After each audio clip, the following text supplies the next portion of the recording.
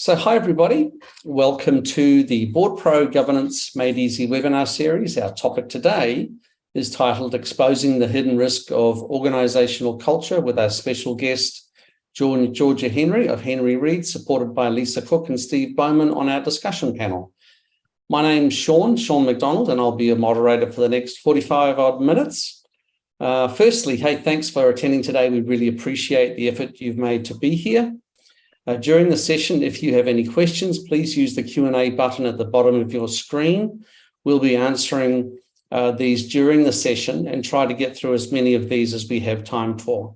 And finally, if you stay through till the end, which we hope you will do, and as is customary for our webinars, we have a special treat for you. By answering a really short 1-minute survey at the end of the webinar, you'll go into the draw to win a beautiful gift hamper worth over $400. Now, let me turn the technology on just for a minute. Are you seeing my screen, Stephen? Not yet. Let me do that.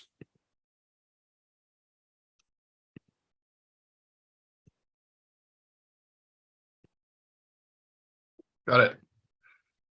Okay, so for those that don't know much about Board Pro, we are a board software provider, sometimes called a board portal, that serve around 20,000 users around the globe. We enable organisations to prepare for and run their board meetings more efficiently and effectively with clever software, with less time, and deliver more impact and value for the organisation. And as much as we are a board software provider, part of our wider mission is to make the fundamentals of governance free and easy to implement for all organisations, especially those with resource constraints. And how we do this, I should say, is through these webinars, along with the many guides, templates, and white papers on our website. Now, you'll find many of these free guides, governance templates, business templates, and white papers in the resource section on our website, which is boardpro.com/resource-center. Let me now introduce our expert panel for today, starting with Georgia Henry. Georgia is the founder and director of our CEO, I should say, of Henry Reid, a specialist culture and leadership advisory business that supports boards, CEOs, executives, and business owners to optimize their organization's effectiveness through their people and drive positive change for meaningful and measurable impact. Georgia draws on her 30 years experience supporting organizations to navigate the complexity of culture impact, leadership, and employee behaviors, compliance issues, resistance to change, M&A integrations, and changing social expectations. Welcome, Georgia. Thank you. I'm so pleased to be here. Great to have you with us. Thank you. Stephen Bowman is Managing Director of Conscious Governance, brings a great depth of experience with board reviews, strategic planning.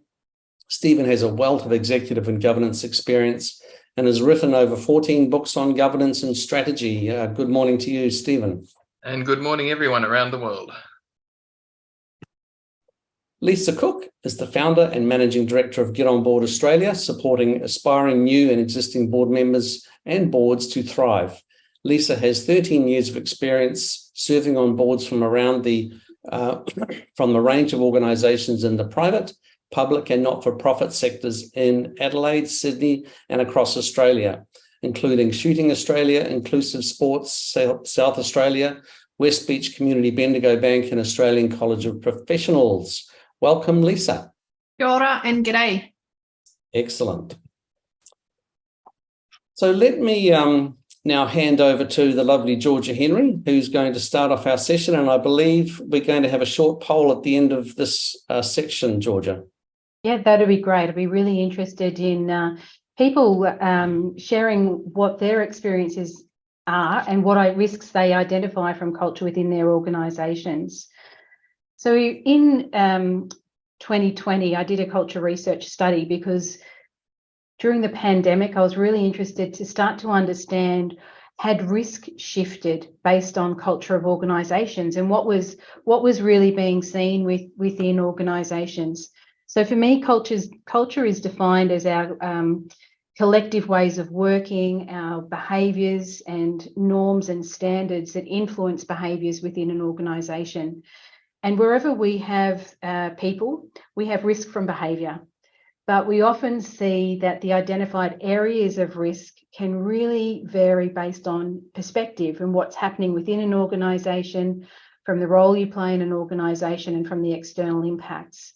So in 2020, these were the primary identified areas of risk, which were financial risk, first and foremost, employee retention, market share and competitive advantage, equally with reputation, followed by customer engagement, sustainability, safety, including psychological safety, quality and compliance.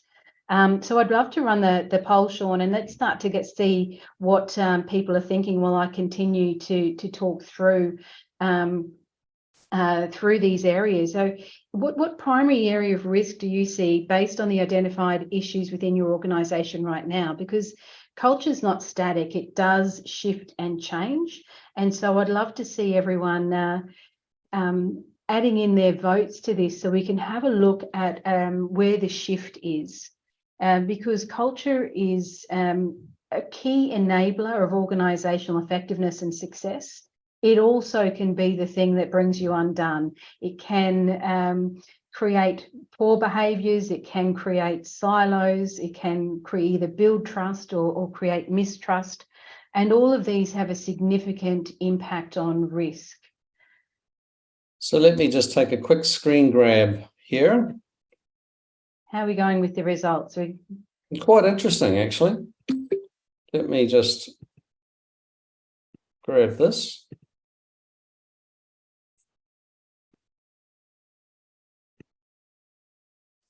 There we have it. Fantastic. Not what I expected at all. Okay, what did you expect? What were you thinking you would have seen? Higher financial and higher in safety. Yeah, look, it's interesting. We have then a really high focus on employee engagement and retention. We know at the moment there is a real focus on, particularly in Australia at the moment where we have high employment, it's difficult. We're looking at how do we retain employees. Less so impact there on financial and safety. What we found in 2020, the other questions that I asked was, who owns culture? And the survey was mainly responded to by directors, CEOs, HR professionals and executives. And what we saw was a huge indicator that those who sat on boards said the board owned culture. We saw that CEOs said that they owned culture, and we saw that HR directors and HR leaders owned culture. And the problem with this was when there is not clarity around the ownership and decision-making and accountability for culture, it can really dilute the effectiveness of decision-making and things can fall through the cracks. The other thing that came through from our research is that the identified owner of culture had a different focus on risk. So what we saw at a board level, the risk focus was more about financial impact and sustainability. From a CEO perspective, it was on financial and reputation. And then from the HR director and leader, it was about employee retention. And so where we allocate the accountability for ownership of culture can actually have a big impact on the elements of risk or the focus, the level of priority that's given to culture and the level of understanding of culture impact. And that's really where the focus is. So we saw from the survey results that there's a great deal of focus at the moment around employee retention or employee engagement. But all of these elements of risk, including, as you mentioned, Sean, safety and psychological safety, the area of focus does change based on who owns the identified owner of risk and how that they are able to mitigate that. So I'm just interested in Steve and Lisa, some of your your examples, where have you seen, what identified areas of culture risk have you seen at a board level? And was there a response to things happening within the business or external factors at the time, or was that more of a static, this is how we view culture within the organisation? Steve, Lisa? go first.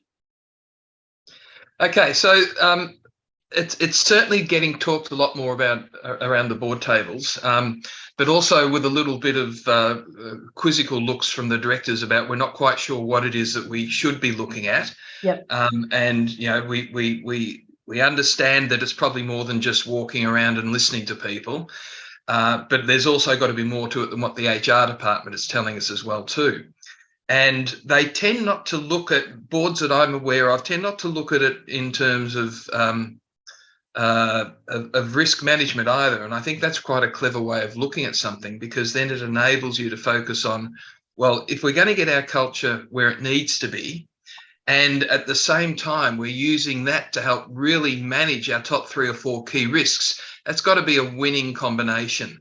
And so my big takeout from just this conversation alone is to invite boards and directors to marry up both risk, which should be strategic risk in the top 3 or 4 or 5 key risks, and also how we look at culture and how we actually monitor and measure culture.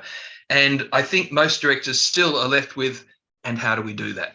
So I'm really looking forward to some of this conversation, Georgia. Fantastic. Thanks, Stephen. Lisa? Yeah.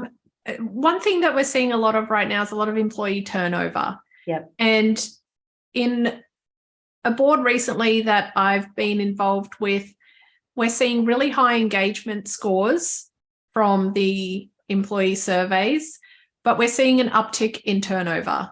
Yeah.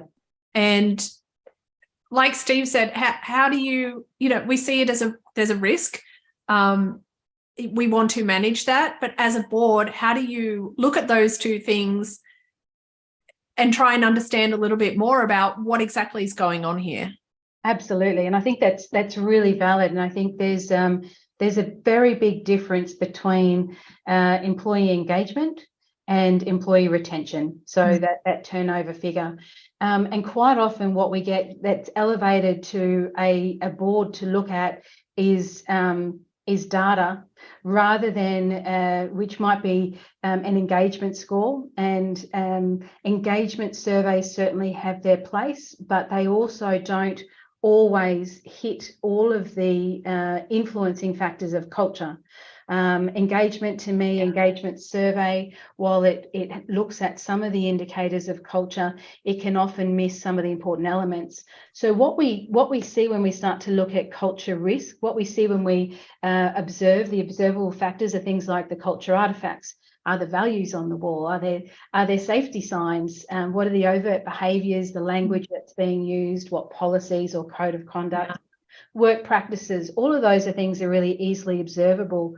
But what's hidden and often can impact engagement, but definitely impacts retention, are emotions, bias and assumptions that are demonstrated, covert behaviours, unwritten ground rules, legacy issues. And these generally, we see them coming through culture impact, either as systemic issues or outbreak issues. So they're either embedded and they're long-term and they're hard to shift, or they're based on outbreak events, things that are happening. So with the difference between the engagement and the turnover, you really need to understand people might be quite happy at work. So they're engaged in the type of role they do. They might like the environment, but there's something this different or a misalignment around either their values and beliefs, their goals and aspirations, and what's being provided at the organisation level. So an employee engagement score or information alone will not give the board the information that they need to understand turnover. And quite often what we have a look at, the data that's provided to a board. So Sean, if you can flick to the next slide. We have a lot of different data sources of information that gets filtered as it comes up to the information that's received by a board. And quite often when we look at business metrics or things like complaints and details, things like engagement scores. Not all of the raw data or the richness of data is provided to a board. It's filtered, it is sanitized, it might be prioritized. And so the risk for a board is that they're not actually receiving the information they need about culture to understand the risks of culture, even though they bear all the risks of the culture, or the opportunities that exist within their organisation.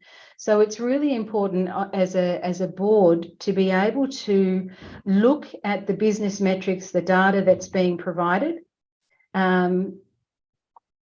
see where that's shifted and changed, and then seek further information and insights. And there's a number of ways that a board can do that. So, Georgia, Steve, yeah.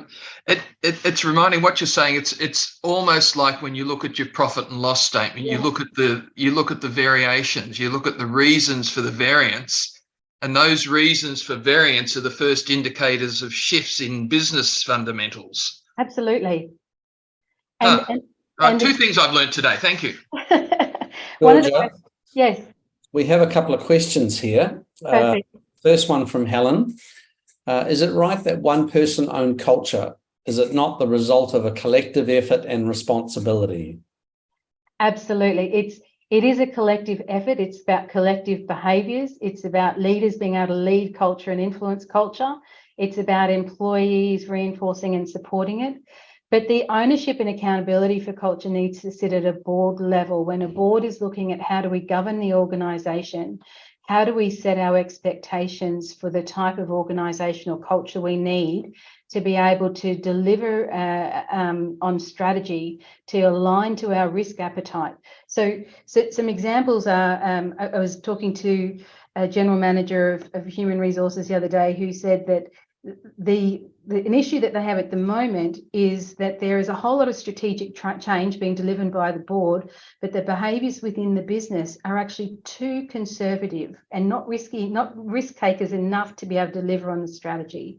So coming from a board level, understanding if we are shifting direction or strategy or defining our risk appetite, what behaviours does that need to translate and capabilities within the organisation? So they need to guide that through the CEO then to the organisation to shift behaviours. So, Georgia, I doubt that boards themselves are working through that process for their own behaviours and actions as a board.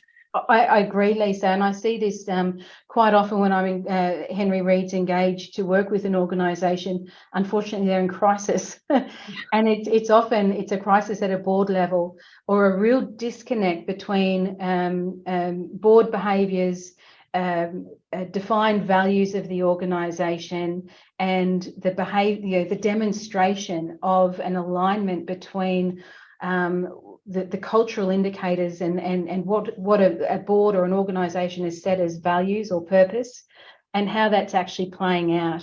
And so generally Henry Reid starts working with boards at a board level to really examine that and help educate directors on the risks and opportunities of culture, because as Steve said, if you look at a P&L, you might see that there's an indicator there, a shift or change that indicates things.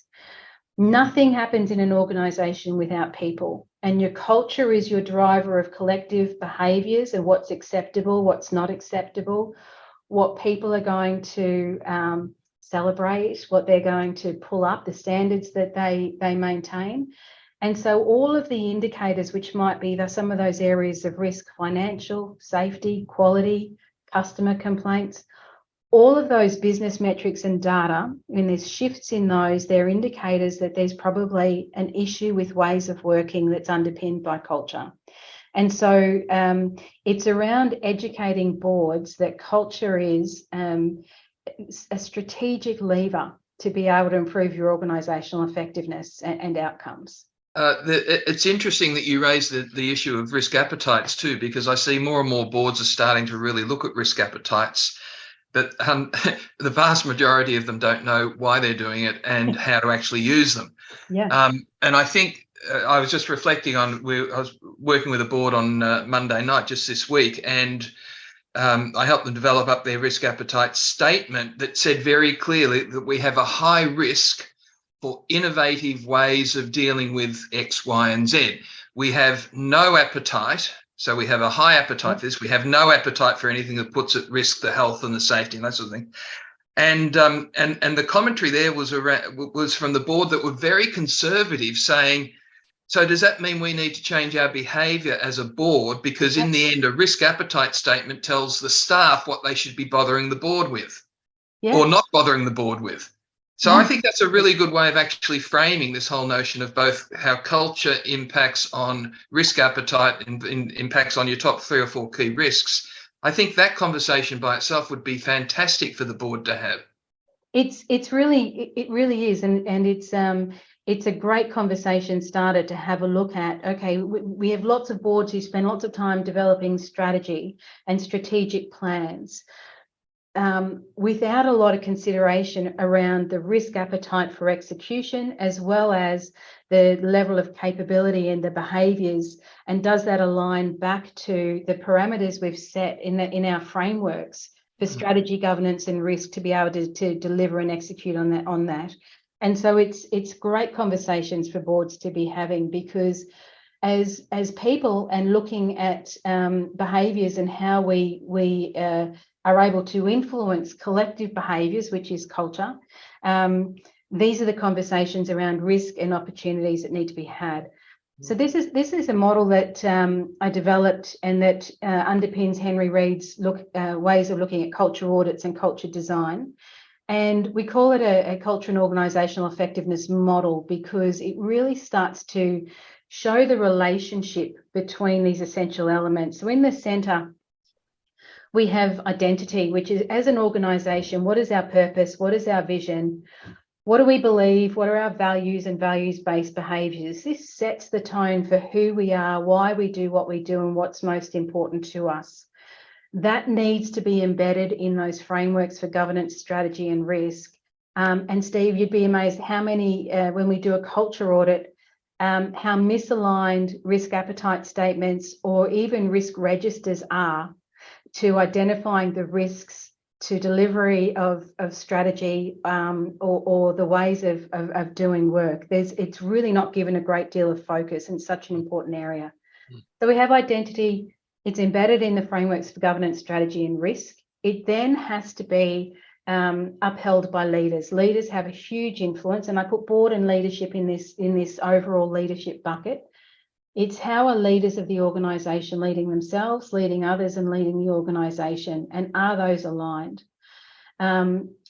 Leadership, when it's misaligned, when it's not demonstrating and upholding and role modelling the values-based behaviours, or risk appetite, or all of those elements that define behaviours, then it very quickly fractures an organisation. It very quickly will create silos, it creates confusion, it creates either engagement or disengagement from employees. And that impacts your experience level, which is your next level. So employee experience directly flows through to customer experience, directly flows onto stakeholder experience. So when boards understand that all of these things are actually have a direct relationship on each other, it impacts that final outside layer, which is its culture impact. And that is the creation of competitive advantage, which is, your employee retention. It's our ability to hire and retain. It's also our reputation in the marketplace. It's our ability to achieve financial and non-financial results, and it's the ability to mitigate and manage risk. Georgia, yeah, Stevie, I'm just looking at it now in a bit more in depth of the framework. This would be a really good framework to help boards shape KPIs for their senior executive, for their either the CEO, and then for the CEO to use this to help shape KPIs for their senior execs. So one or two that use KPIs that use this to actually help culture cascade through the organisation. Yeah. My experience and insight with culture is it's got to start somewhere. And if the CEO knows what they want, they'll get it. If they don't know what they want, they'll get that. Exactly. And just providing clarity. And I think this would be actually quite a useful way for the board to help set at least one or two culture KPIs that have such a big impact if they get it right. Absolutely. Georgia, sorry, there was a lady that's been waiting very patiently with her question. Perfect. Mary Lees has asked, how effective are employee engagement surveys, those dreaded surveys, in attaining culture? I feel people may not be brave to really be open and honest. Great question. And a lot of time they're not. And when we've done culture audits for some organisations, we've even heard about leaders who are incentivised by the employee engagement score. So you can imagine the pressure that's being put by some leaders to their teams to actually give them a good score in that engagement survey. So for me, an engagement survey is a bit of a happy test at a point in time. There are, of course, some very well-structured ones, but quite often they miss the point. They miss the nuances of culture, and they don't provide an opportunity if they're being conducted internally, rather than having someone like Henry Reid, an external provider, come in who can provide a safe, unbiased, independent space for people to share information in a way where they feel that they're not going to be have any negative repercussions. We get a lot greater value for assessing culture with that independent view. But look, there's I think engagement surveys can work quite well in organisations that are functioning well and have quite a healthy culture. In organisations where there's any type of toxicity, there's pressure from leaders or inappropriate leadership behaviours, mistrust, misalignment of values, then employee engagement surveys will not share or demonstrate the right picture. And quite often they're not getting to a lot of those indicators around emotions and misalignment of values and the stories that are happening within an organisation. So you can get either false positives or false negatives through an engagement survey. So yeah, a difficult one to do, but I would always say that getting that external view to provide psychological safety, a safe forum for people to share, is going to be really important. David Cunningham asks, what are the best survey tools? I've come across Culture Amp and Tiny Pulse. Any ideas, suggestions? So a tool is just a tool. It's going to give you data. It's what you do with the data that's more important than the tool. Some of those are quite again, they're more around engagement rather than culture, and it's similar to other data points. They can give you a score or a numerical, a quantitative result. It's really the value is in the qualitative data that you can get from looking at exit interviews, from seeing the richness of comments that are provided through survey tools. It's around speaking to people, conducting focus groups, to really dig into some of that qualitative data, which is where you're going to get the richness. Vic asks, how important do you consider the mission clarity of the organisation to culture?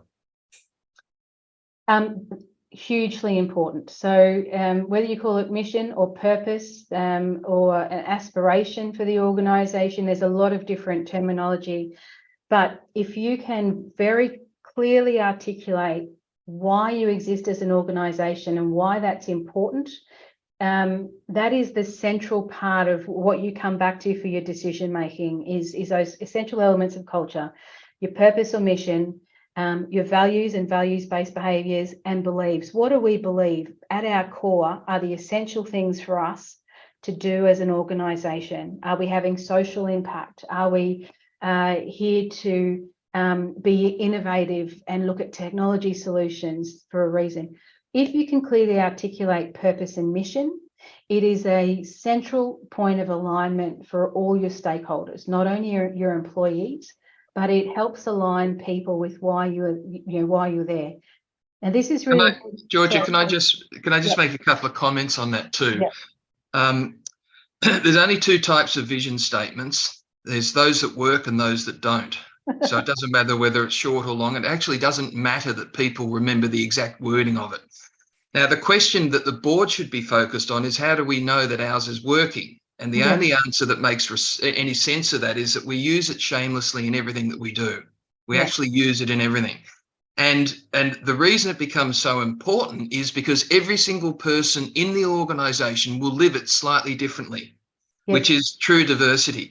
But what they're all able to do is to understand the 2 or the 3 key elements within that vision statement. And then how they live it then becomes a bit more, how they do it. But the fact that it needs to be lived, and you tie that in with the value side of thing, all of a sudden you're starting to already create a culture where they have a ground point, where they can, a touch point where they can look to see where things are. And what I found is that boards don't actually get the power of their vision because they don't know how to use it. So that would be where I would start. So I start with purpose. Why are we here? That's right. That's at our core. Our vision. What is our aspiration for the future? Where are we headed? Our values are how we're going to do it. How do we show up every day? What's most important to us? And what do we fundamentally believe that is going to help drive that? All of these things should be driving your decision making, your behaviours and actions, the way we interact with people. What work do we accept? What work do we say no to? How do we engage with people? These are the things that are core. And when you've got those core, agree, Steve, you share it and reshare it and communicate and over communicate these things. And you embed them. And that is how it becomes sustainable, because we've all heard stories of culture that's aligned to a leader. Oh, we've got a fantastic culture at this organisation. The leader leaves, the culture falls apart. Or similarly, we've got a really toxic leader. The leader leaves, the culture shifts. But it's around making it sustainable and not reliant on leadership. And that is taking those core elements of culture and embedding them in the way our organisation's structured, in our policies, in our reward and recognition programs, in our remuneration, in every touch point of the employee life cycle. Are our actions, the ways we're doing things, the way we recruit, the way we onboard, the way we exit staff, are they aligned to our values and behaviours?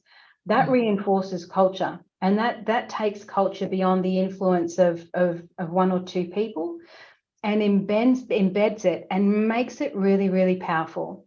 And if a board is not aware of that and not aware of the opportunity of that, then they are missing a huge opportunity and leaving themselves open to risk. Probably one of the best definitions of culture that I've used for many years, and others may find this useful because it simplifies it without losing complexity. And that is, if you look at it in terms of 4 elements, one of them is, what is the mindset?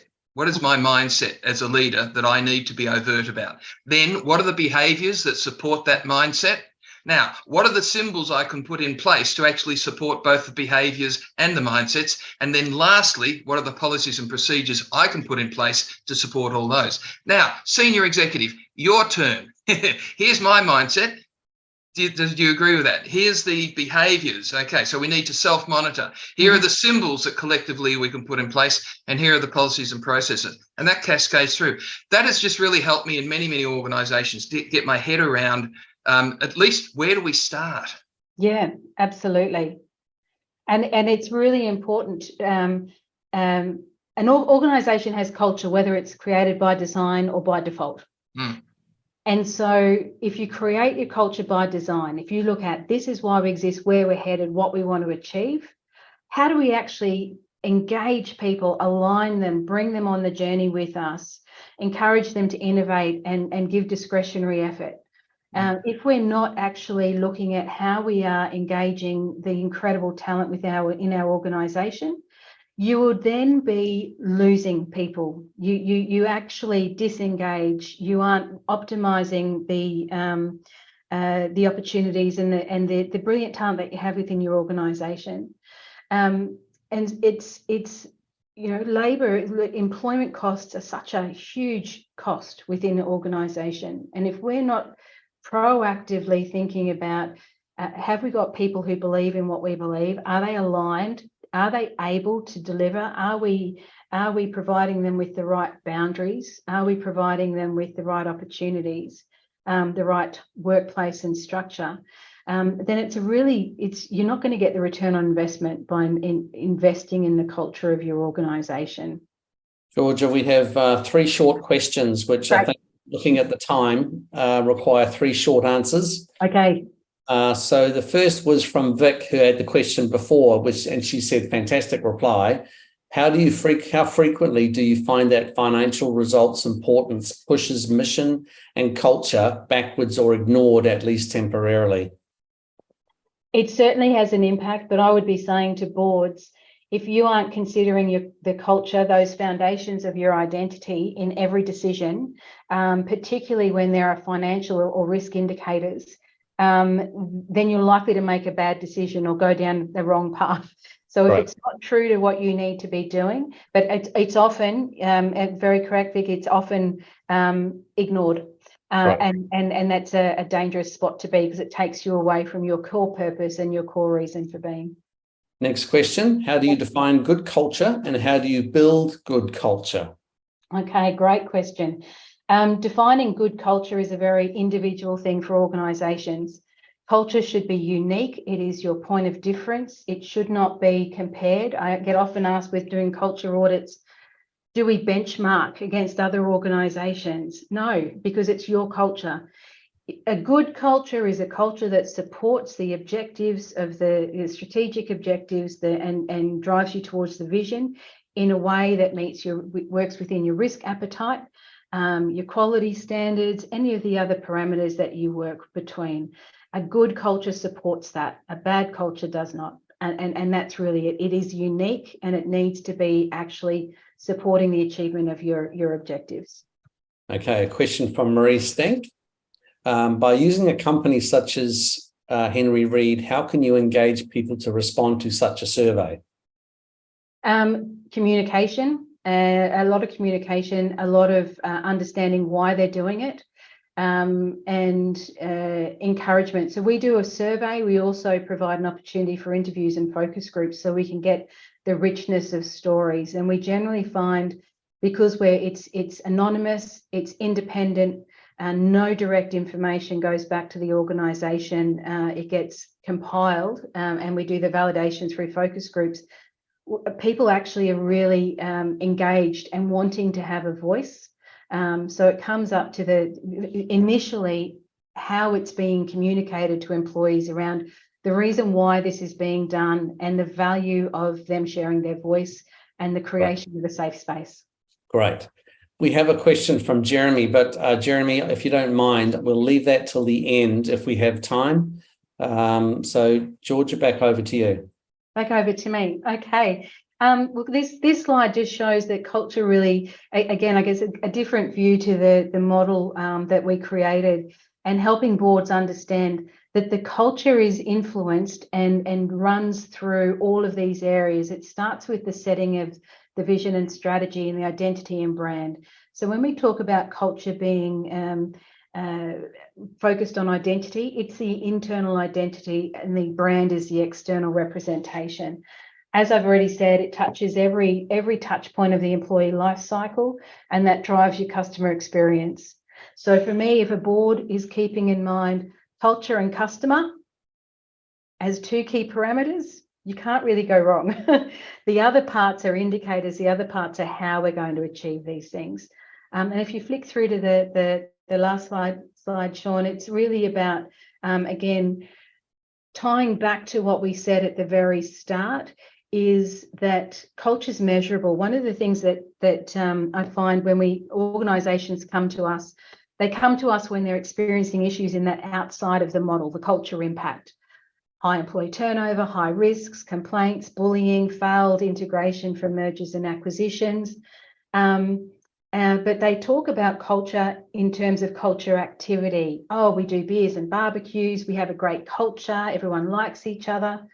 It's not about the culture activity. It's actually about the culture impact. And when you understand the impact of culture is measurable, is your strategic lever for driving outcomes and for mitigating risk, then you can very quickly come to the point of understanding that culture is measurable. There are measurable indicators of how well we're doing. So from a board level, what I would be saying, if you're struggling to see why we should invest in culture, is to ask some questions. The first one, what would be demonstrated by all employees if we had the ideal culture for our employees? What would they be doing? What would they be saying? How would they be working? And if you had created that, what would that enable you to achieve? Imagine that. Everyone was working towards, in the ideal culture, they were behaving the way you wanted to. What would that enable you to achieve? Who would, what would benefit from that? And how would we measure that impact? You very quickly take culture from something that's seemingly intangible to something that's really, really measurable, and able to be focused on at a board level as a strategic lever to deliver outcomes. Let's have the question from Jeremy then, shall we? He asks, how do you change the culture in an organisation due to having senior executives due to long-standing members of the board and the lack of knowledge and training is not accepted, but the membership is supporting them? Also, BOD micromanages the corporate cooperative, which is not supposed to be how we deal with that. It's a bit of a long question, I'm afraid. That's right. So if I'm understanding the question, how do you actually create culture change when there's some long-standing people that aren't wanting to change? Correct. It's a challenge, and that's generally why we start working with boards who identify that there's something wrong. Most boards know that there's a reason why they get an indication that culture's not right, or that things aren't right and they're not getting results. So there needs to be someone who is on the board or brave enough to raise the issues around either risks or results, and that this is an issue that relates back to culture and behaviours within the business, and that to actually shift to get a different outcome, we need to do something differently, and that is about people and how we work together as people. So it can take some courageous conversations. At Henry Reid, we always start working on culture at a board level, because quite often there needs to be strong direction through a CEO and through to executive teams, and then through the business, and that needs to start at the top. So it's a tough one to shift if the board is unwilling to make change, or if people aren't willing to have those courageous conversations. But I would be saying use the data that you have to share where there are risks and opportunities for change. If I can just give a practical suggestion too, one of the greatest changes of culture at the board level is the governance committee. And the governance committee should have at least 2 independent people on there who are really good at high performance management, and they will help drive this through, because they won't put up with the rubbish that the board has otherwise been putting up with in the past. And so having a good governance committee in place with a couple of independent people who are used to high performance management can start to make changes relatively quickly within sort of 12 months, and also hold to account bad behaviours and bad culture that's happening around the board. But it won't happen if they're trying to self-reflect when they've got no self-reflection skills. Okay, so we are almost at the end of our session. Please, everybody, feel free to connect with our presenters today on LinkedIn, as you'll see them there. I'm sure they'll look forward to your connection. And if you'd like to be put in touch with Stephen, Georgia, or Lisa, please indicate your interest on the survey form when you pop out of the webinar. Now, we have coming up a couple of really interesting topics in our Governance Made Easy webinar series. The first one coming up on June 8th is how to take the friction out of board meetings, followed by guiding board meetings to maximise productivity. A little bit further on, some of the topics here, really interesting one that I'm looking forward to is number 54, how to avoid death by hubris at the board table. And also we're going to have a very hands-on session on August 3rd about how to use AI in relation to governance. So that'll be a really hands-on session. These are all up on our website, by the way, if you'd like to have a look. So now as you leave the webinar, don't forget to fill in our 1-minute survey so you can go into the draw to win our $400 hamper. We'll announce the winner tomorrow and say thanks again for your attendance, everybody. Thanks also to Georgia, Henry, Steve Bowman, and Lisa Cook for your valued comment today. I hope you all enjoyed the session, and we look forward to seeing you all at our next webinar on June 8th, titled, as I said before, How to Take the Friction Out of Board Meetings. So that particular session will be led by Julie McLennan, supported by Mike Burke and Stephen Speller. We will try and circle back on these unanswered questions directly over the next 24 hours to you. Thanks, everybody. Have a great day. Look forward to seeing you in our next webinar.